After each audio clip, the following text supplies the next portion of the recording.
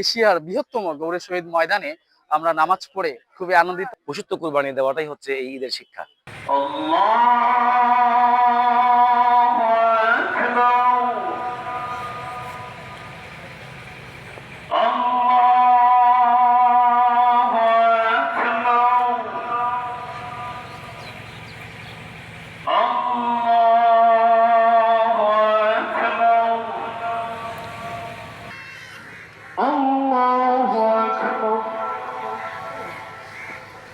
আজকে পবিত্র ঈদুল আজহার দিনাজপুরের এশিয়ার বৃহত্তম গৌড়ে শহীদ ময়দানে আমরা নামাজ পড়ে খুবই আনন্দিত। এত বড় জামাতে নামাজ পড়ে আসলেই খুবই ভালো লাগছে।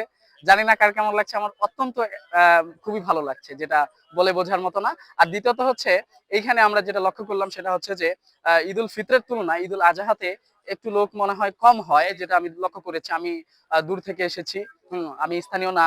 আর দ্বিতীয়ত হচ্ছে, আমার খুবই ভালো লেগেছে এবারকার যে পরিবেশনা, এবারকার যে সিস্টেম গুলা, আমরা যে ইসলামিক ভাবে এগুলাকে নিয়ে নিতে পারেছি। এবং কি জুলাই আন্দোলনের আগেও যদি আমরা দেখতাম যে রাজনৈতিক বিষয়টা সবসময় সামনে আনতো এরা, সবসময় রাজনীতিটাকে সামনে তুলে ধরার চেষ্টা করতো, কথা বলতো, কিন্তু আমরা এগুলা কিছুই দেখি নাই। আমরা যে ইসলামিক ভাবে যে বিষয়টা হওয়ার কথা সেটাই আমরা দেখতে পেরেছি। এখানে নামাজ পড়ে খুব ভালো লেগেছে। তবে এই ঈদের যে শিক্ষা, সেটা হচ্ছে মানুষ পশুত্ব কুরবানি দিবেই, কিন্তু পশুর সাথে পশুত্ব কুরবানি দেওয়াটাই হচ্ছে এই ঈদের শিক্ষা।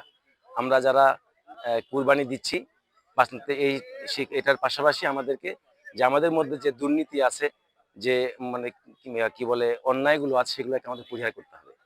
আর আমাদেরকে মানুষের অধিকারকে প্রতিষ্ঠা করতে হবে। এখন যে কোনো ব্র্যান্ডের পুরাতন এসি বদলে নতুন ওয়ালটন এসিতে উপভোগ করুন 25% ছাড়। যেন নিরাপদে থাকে সেদিকেও আমরা নজর দিয়েছি। এখানে পর্যাপ্ত পরিমাণ ওয়াশ ব্লক এবং অজুখানা আমরা প্রস্তুত রেখেছিলাম, যেন ধর্মবান মুসল্লিগণ এখানে সুন্দর পরিবেশে ঈদুল আজহার নামাজ আয়োজন করতে পারে। আমরা সারা বিশ্বের 800 কোটি মানুষের জন্য দোয়া করি, সারা বিশ্বের 250 কোটি মুসলমান যেন ভালো থাকে সেজন্য দোয়া করি। বাংলাদেশের 18 কোটি মানুষ আমরা যেন সুস্থ সুন্দর থাকি। আল্লাহ তাআলা আমাদেরকে ধৈর্য এবং সাহস দিবেন।